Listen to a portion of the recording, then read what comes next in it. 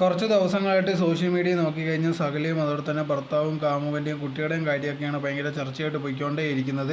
അതുപോലെ തന്നെ ഈ കാമുകനും ഒക്കെ എവിടെ പോയെന്നുള്ളൊരു കാര്യം ആൾക്കാർക്ക് അറിയത്തില്ലായിരുന്നു. അങ്ങനെ ഇരിക്കുമ്പോഴാണ് ലേറ്റസ്റ്റ് ആയിട്ട് ഉണ്ടാക്കി കണക്ക് വാളയാറിൽ വെച്ച് രണ്ടുപേരും പൊക്കിയിട്ടുണ്ടായിരുന്നത്.